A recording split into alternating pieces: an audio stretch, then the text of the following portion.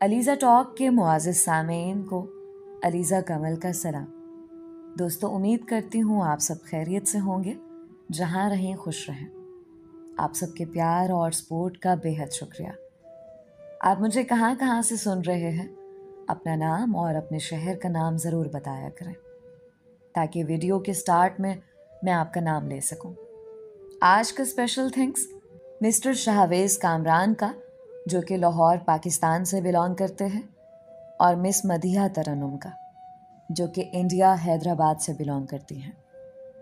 اگر آپ نے ابھی تک یہ 2 چینل سبسکرائب نہیں کیے تو ابھی سبسکرائب کر لیں۔ بڑھتے ہیں کہانی کی طرف، شروع کرتے ہیں آج کی کہانی۔ نعیم ہمارے ابا کے پرانے ملازم کا بیٹا تھا۔ جب یہ 11 سال کا تھا، اس کے ماں باپ زلزلے میں مکان کے ملبے تلے دب کر ہلاک ہو گئے۔ اللہ کی قدرت کہ یہ لڑکا زندہ بچ گیا۔ والد صاحب اسے گھر لے آئے اور اس کی پرورش کرنے لگے۔ وہ صرف 8ویں تک پڑھ سکا۔ گھر کے برابر والد صاحب کا گودام تھا، جہاں وہ دکان کا مال سٹاک کرتے تھے۔ نعیم کو گودام میں رہنے کے لیے جگہ دے دی گئی۔ کھانا وہ ہمارے گھر سے کھاتا۔ گودام کی صفائی اور رکھوالی کے علاوہ گھر کا سودا سلف بھی اس کے ذمہ تھا۔ وقت گزرتا گیا، یہاں تک کہ نعیم گبرو جوان ہو گیا۔ اس نے قد کاٹ، شکل و صورت خوب نکال لی تھی۔ والد صاحب کو ایک معاون کی ضرورت تھی، اور اس لڑکے کا بھی کوئی نہ تھا۔ تبھی یہ اب ہمارے کنبے کے لیے لازمی ہو گیا تھا۔ پاؤں کی جوتی کو کوئی سر پر نہیں رکھتا، یہ میری اماں جان کے الفاظ تھے۔ وہ خدمت گار کا بیٹا تھا اور اسے خدمت گار ہی رہنا تھا، لہٰذا والدہ نعیم سے فاصلہ رکھتی تھیں۔ کہتی تھیں میرے گھر میں بچیاں ہیں اور غیر لڑکے کو دہلیز سے باہر ہی کھڑا رکھوں گی، اسے گھر کے اندر آنے کی اجازت دینا غلط ہوگا۔ والد صاحب کو تاکید کر دی کہ اب اندر نہیں آئے گا، جوان ہو گیا ہے، جو کام ہوگا اس کو باہر سے ہی بتا دیں گے، اور کھانا بھی ڈیوڑی میں رکھ دیں گے، اٹھا لے گا اور برتن واپس ڈیوڑی میں دھر کر دستک دے گا تو ہم خود بعد میں اٹھا لیں گے۔ والد صاحب نعیم سے پیار کرتے تھے، لیکن والدہ کی منشا اور رضا کو بھی ملحوظ خاطر رکھنا ضروری تھا۔ بس جیسا اماں نے کہا ویسا ہی کیا۔ تاہم کبھی کبھار ہم کو اس لڑکے کی ضرورت پڑ ہی جاتی تھی۔ جب کبھی بھاری سامان ادھر سے ادھر کرنا ہوتا، چھت کے جالے صاف کروانے ہوتے، یا پھر کوئی سوئچ وغیرہ درست کرانا پڑتا، امی نعیم کو گھر کے اندر بلا لیتی، لیکن باجی کو منع کرتی کہ تم نے اس لڑکے کے ساتھ زیادہ بات نہیں کرنی۔ باجی بھی ایک کائیاں تھیں، امی کی نظر چوکتی تو نعیم سے باتیں کرنے لگتی۔ وہ ماں کی بات نہ مانتی، ماں کو غصہ آ جاتا اور اکیلے میں سمجھاتی غیر لڑکوں سے زیادہ بات نہیں کرتے، تم اس سے پردہ کیا کرو۔ باجی سمینہ ان دنوں ایف اے میں تھی۔ امی جان بیمار ہو گئی اور یہ بیماری جان لیوا ثابت ہوئی۔ بلڈ پریشر کے باعث والدہ کے گردے خراب ہو گئے اور کچھ دن بیمار رہ کر وہ اللہ کو پیارے ہو گئی۔ ہمارے لیے صدمہ جہاں کا تھا۔ میں تب 7ویں میں پڑھ رہی تھی۔ امی کی کمی باجی کی باہوں میں خود کو چھپا کر پوری کرنے کی کوشش کرتی۔ وہ بھی سمجھدار تھی، مجھ کو بہت پیار کرتی۔ یوں بڑی بہن کے شانے سے لگ کر غم آدھا رہ جاتا تھا۔ ایف اے کے پیپرز دینے کے بعد میری یہ بہن گھر بیٹھ گئی۔ چھوٹے بہن بھائی سنبھالنے کی خاطر قربانی دی تو ہم بھی اپنی بہن پر انحصار کرنے لگے اور ان کو بڑا سمجھنے لگے۔ وہ کھانا پکاتی، ہمارے کپڑے دھو کر استری کرتی اور ہم کو تیار کر کے اسکول بھیجتی۔ اپنے والد کی بھی خدمت کرتی۔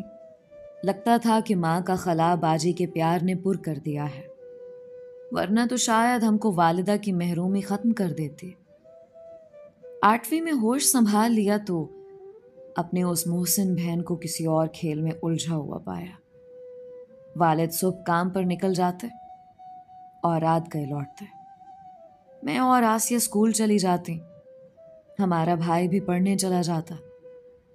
گھر پر باجی اکیلی ہوتی تو وہ چھت سے گودام میں جھانک کر नईम को आवाज लगाकर घर के अंदर बुला लेती। किसी काम के बहाने से और फिर तन्हाई की उन मुलाकातों ने एक नए नाटक का रूप धार लिया।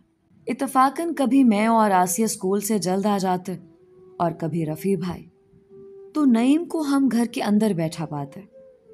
शुरू में ध्यान ना गया, रफ्ता रफ्ता मेरे दिल में अजीब वसवसे सर उठाने लगे कि ये रोज क्यों हमारे घर में होता है, जबकि अम्मी हमेशा बाजी को मना करती थी कि इसके सामने ना जाया करो, इसके साथ ज्यादा बात ना किया करो।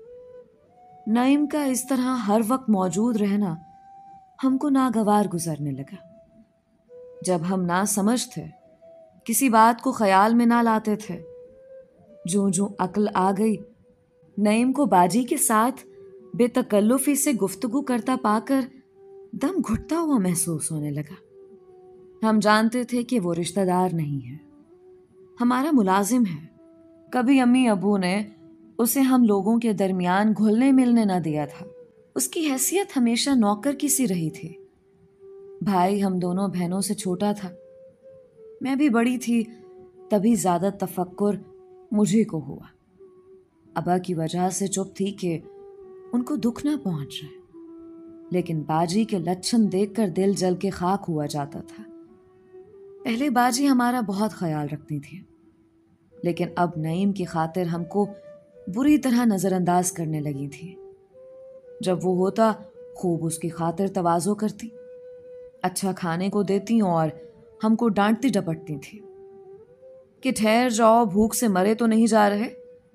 वो नईम को तरने वाले खाने को देती और हम बैठे मुंह तका करते।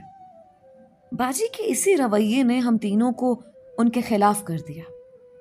जब मैं 9वीं में थी, ज्यादा उलझाव में रहने लगे और एक रोज जुर्रत करके बहन को जतला भी दिया कि बाजी देखो, तुम जो कर रही हो ठीक नहीं है, बाज आ जाओ वरना अब्बा से कह दूंगी। उस नौकरजात को तुम घर में मत बिठाया करो और उम्दा खाने भी पेश ना किया करो, वरना ये अपनी औकात से बाहर आ जाएगा तो हम सबके लिए मुसीबत बन जाएगा। बाजी ने उस दिन मुझे बहुत लान तान की कि अफसोस है तुम्हारी सोच पर, पढ़ लिख कर जाहिल रह गई हो। क्या हमारा मजहब इस बात का दर्स नहीं देता कि अमीर गरीब सभी इंसान बराबर होते हैं, और तुम मुझे गरूर सिखा रही हो। नईम नौकर है तो क्या हुआ, है तो हमारी तरह का इंसान। इतनी हकारत अच्छी नहीं। मैं हकारत नहीं कर रही बाजी, बल्कि आपको एहतियात से काम लेने का कह रही हूं। अब्बा की लाइल्मी में क्यों इस गैर आदमी को घर के अंदर बिठाती हो, जबकि अम्मा भी फासला रखती थी और इसको घर में नहीं घुसाती थी।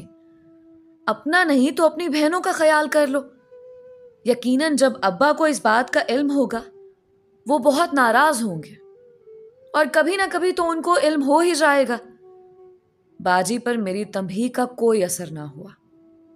हम तो यूं भी मजबूर थे कि छोटे थे, हमको और घर को वही संभालती थी। लेकिन अब जबकि मैं अच्छा बुरा समझने लगी थी, तो कैसे चुप रहते।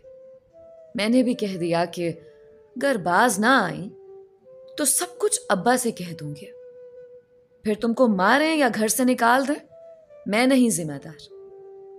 लेकिन अब मुझसे और ज्यादा कुछ बर्दाश्त ना होगा।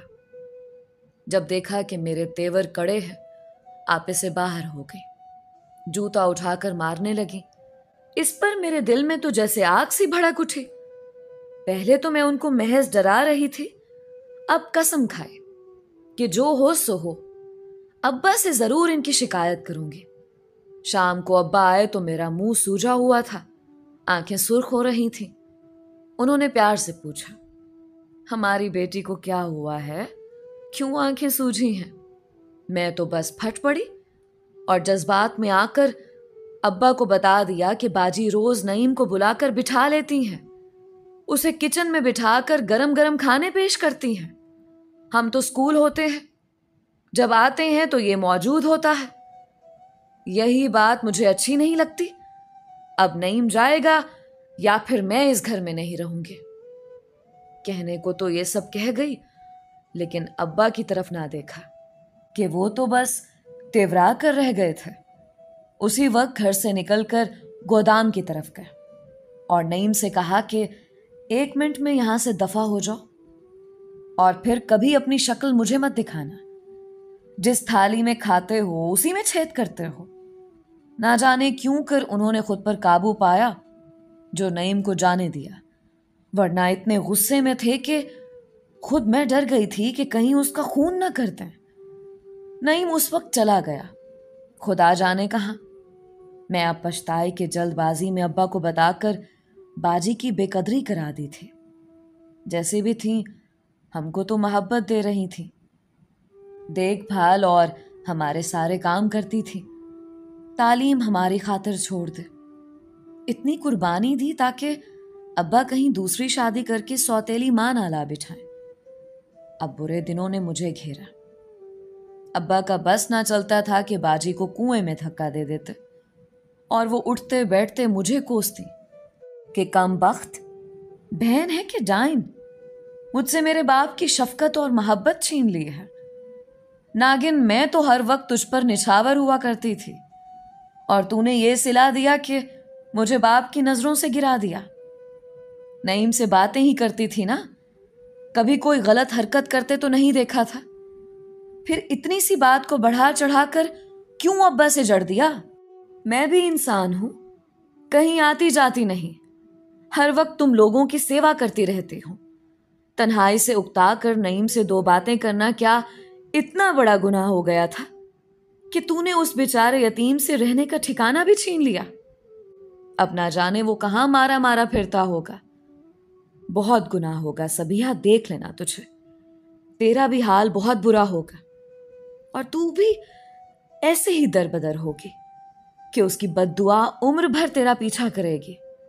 یہ ظلم بہت مہنگا پڑے گا تجھے جو تو نے اس کے ساتھ کیا ہے۔ جو وہ مجھے کوستی میں پریشان و پشیماں ہوتی۔ نعیم تو پھر پلٹ کر نہ آیا اور نہ اس کا کچھ اتا پتا رہا۔ میں نے روتے پیٹتے BA کر لیا، تبھی ایک اچھا رشتہ آ گیا۔ ابا نے جھٹ پٹ میری شادی کر دی۔ باجی بیچاری ابھی تک قربانی کا بکرا بنی ہوئی تھی کہ ایک چھوٹی بہن اور بھائی باقی تھے جن کی دیکھ بھال انہیں کرنی تھی۔ کچھ رشتہ داروں نے میرے والد کو صلاح دی اب تم دوسری شادی کر لو تاکہ گھر سنبھالنے والی آ جائے اور پھر تم سمینہ کی شادی کر دینا۔ والد بھی چاہتے تھے کہ باجی سمینہ کی شادی کر دیں، لیکن کوئی اچھا رشتہ نہیں مل رہا تھا اور وہ اسی کوشش میں تھے کہ ادھر بیٹی کے فرض سے سبکدوش ہوں تو پھر اپنی شادی کے بارے میں سوچے۔ انسان سوچتا کیا ہے اور ہوتا کیا ہے۔ ابا کو کسی نے باجی کے لیے رشتہ بتایا اور جس روز وہ لڑکا دیکھنے لاہور جا رہے تھے، پتوکی کے قریب ان کا ایکسیڈنٹ ہو گیا۔ وہ جاں بر نہ ہو سکے اور ہم کو تقدیر نے ایک اور زخم لگا دیا۔ میں تو اپنے گھر میں خوش اور آباد تھی، لیکن اب بڑا مسئلہ میری باجی سمینہ، چھوٹی بہن اور بھائی کا تھا جو اکیلے نہ رہ سکتے تھے۔ عدنان بہت انسان دوست تھے اور وہ مجھے بے حد چاہتے تھے۔ جب ان سے اپنے بھائی بہنوں کی مجبوری بتائی، بولے کہ ان سب کو یہاں لے آؤ اور اپنے پاس رکھ لو۔ میں نے کہا کہ ایسا درست نہ ہوگا۔ میرے والد صاحب کا ذاتی مکان ہے، وہ اسی میں رہتے بھلے لگتے ہیں۔ مکان کو تالا لگ جائے گا اور لوگ بھی آپ کو یہی کہیں گے کہ بیوی کے رشتہ دار پال رہے ہو۔ بہتر یہ ہے کہ ہم ہی کچھ عرصہ ان کے پاس جا کر رہ لیتے ہیں، جب تک کوئی ایسا رشتہ باجی کے لیے نہیں مل جاتا کہ جس کو گھر داماد بننے کی شرط قبول ہو۔ عدنان نے میری بات مان لی اور ہم اپنے گھر سے والد صاحب کے گھر منتقل ہو گئے۔ والد صاحب نے کافی رقم باجی اور رفیع کے نام کرائی ہوئی تھی، لہٰذا انہیں خرچے کی تنگی نہ ہوتی تھی، لیکن تحفظ ضرور چاہیے تھا۔ باجی میرے اور عدنان کے ساتھ رہنے پر خوش تھی کہ اب ان کو ڈر نہ لگتا تھا اور بہت سے مسائل سے بچ گئے تھے۔ عدنان ہر طرح سے میرے بھائی اور بہنوں کا خیال رکھ رہے تھے۔ میں البتہ والد کے گھر آ کر کچھ بے آرام ضرور ہوئی تھی، کیونکہ میرا اپنا گھر آرام و راحت کا گہوارہ تھا، جہاں نوکر چاکر سبھی سہولیات میسر تھیں۔ عدنان کی مجھ سے محبت دیکھ کر ہر کوئی مجھ پر رشک کرتا تھا۔ واہ رے قسمت، باجی کے لیے ابھی تک کوئی موزوں رشتہ نہ ملا، لیکن چھوٹی بہن نے ایف اے کر لیا تو اس کی شادی عدنان نے اپنی بہن کے بیٹے سے کرا دی۔ رفیع نے بھی 8ویں پاس کر لی اور اس کا سلیکشن آرمی کی اکیڈمی میں ہو گیا۔ وہ جہلم چلا گیا۔ اب گھر میں باجی، میں اور عدنان رہ گئے۔ میں نے باجی سے اصرار کیا کہ اب آپ ہمارے گھر چل کر رہو، ہم بہت دن آپ کے پاس رہ لیے۔ میرا ایک یہ بھی مقصد تھا کہ وہ میرے محل نما گھر میں رہیں گی تو میرے خامد کے سٹیٹس کے مطابق ان کے لیے کوئی اچھا رشتہ آ جائے گا۔ والد صاحب کا گھر تو ایک متوسط طبقے کے رہائشی علاقے میں بنا ہوا تھا، اور ان کی وفات کے بعد ان کا حوالہ بھی نہ رہا تھا۔ رشتوں میں لوگ ایسی باتوں کو بھی تو مد نظر رکھتے تھے۔ باجی میرے گھر میں ساتھ رہنے لگی۔ ہمارے ساتھ رہتے ہوئے یہاں ان کو احساس ہوا کہ مجھے تو دنیا کی دولت مل گئی ہے، شوہر کے پیار کا خزانہ، عدنان کی محبت میرے لیے بڑا سرمایہ تھا، جس سے میرا گھر رشک جنت تھا۔ وہ دل ہی دل میں کڑھنے اور مجھ سے حسد کرنے لگی۔ کاریں، بنگلہ، زر، زیور، سبھی کچھ تو میرے پاس تھا۔ میں شہزادیوں کی طرح رہنے لگی۔ نوکر چاکر میرے پیچھے ہاتھ جوڑے رہتے تھے۔ خدا تعالیٰ نے مجھے 2 بیٹیوں سے بھی نواز دیا، لیکن میری بہن کے نصیب کے پھول نہ کھلے۔ کئی بار رشتے کی کوشش ہوئی، لیکن بات بنتی اور پھر ٹوٹ جاتے۔ اللہ جانے کیا وجہ تھی۔ حالانکہ میں اور عدنان خلوص دل سے چاہتے تھے کہ باجی سمینہ اب اپنے گھر کی ہو جائے۔ ان کی شادی کی عمر نکلی جاتی تھی۔ وہی ہوا جس کا ڈر تھا۔ بہت کوششوں کے باوجود ان کا رشتہ نہ ہو سکا اور ان کی شادی کی عمر نکل گئی۔ میں تو خوش اور مطمئن اپنے بچوں کی چہکاروں میں گم تھی، لیکن مجھ سے کئی برس بڑی بہن تنہائی کی آگ میں جھلس رہی تھی۔ مجھے محسوس ہونے لگا کہ جب میں عدنان کے قریب ہوتی ہوں اور ہم پیار و محبت سے بات کرتے ہیں، باجی کھو سی جاتی ہے۔ اب تو اکثر وہ ہم کو ہنستے بولتے دیکھ کر ٹھنڈی آہ بھرتی تھی اور ان کے چہرے کا رنگ ہی بدل جاتا تھا۔ تبھی مجھے باجی کی اور زیادہ فکر لگی اور میں نے ان کو خوش دیکھنے کی خاطر عدنان سے کہا کہ آپ بچوں اور باجی کو لے کر سیر کو چلے جایا کریں۔ تیسرے بچے کی آمد تھی، اس وجہ سے میری طبیعت خراب رہتی تھی اور گھر سے باہر نکلنا میرے لیے دوبھر ہو رہا تھا۔ گرمیوں کی چھٹیاں تھیں۔ میں نے عدنان کو مجبور کیا کہ بچوں کو مری کی سیر کرا لائے۔ میں نہیں جا سکتی، باجی کو لے جائیں۔ انہوں نے بہت کہا کہ بغیر تمہارے سیر کا کیا لطف آئے گا۔ میں نہ مانی۔ دراصل میں باجی کو خوش دیکھنا چاہتی تھی، کیونکہ ان دنوں وہ بہت بجھی اور اداس رہتی تھی۔ بس اسی دن سے میری خوشیوں نے مجھ سے منہ موڑ لیا اور میری بربادی کا آغاز ہوا۔ سیر سے واپسی پر میری بہن کا موڈ مزاج کچھ اور تھا اور عدنان کی نظریں بھی بدلی تھی۔ وجہ میری سمجھ میں نہیں آئی، کیونکہ اس رشتے کو میں شک و شبہ سے بالاتر سمجھتی تھی جو میری بہن اور میرے شوہر کے درمیان تھا۔ عدنان ایسے پیار کرنے والے شوہر جس پر ایک بیوی پورا بھروسہ کر سکتی تھی، جبکہ باجی نے تو مجھے بہت پیار دیا تھا۔ ماں کے گزر جانے کے بعد ان کی یاد کو اسی بہن کی محبت نے بھرا تھا، لیکن آج یہ کیا کہ دونوں ہی مجھ سے نگاہیں ملاتے ہوئے شرما رہے تھے۔ میں حیران اور خاموش تھی۔ تحمل سے کام لیا، خود کو سمجھا لیا کہ سگی بہن پر شک و شبہ ناقابل معافی جرم ہے۔ معمول کے کاموں میں لگ گئی، لیکن باجی کے رنگ ڈھنگ بناؤ سنگھار سے دل کو دھڑکا سا لگ گیا۔ خدا جانے کیوں جی کو بے سکونی کھا رہی ہے۔ تیسرے بچے کے جنم دن میں ہسپتال میں تھی जब घर लौटी तो ये घर मेरा ना रहा था। अदनान ने माफ़ी मांगी और कहा, तुम्हारी बहन का कसूर है।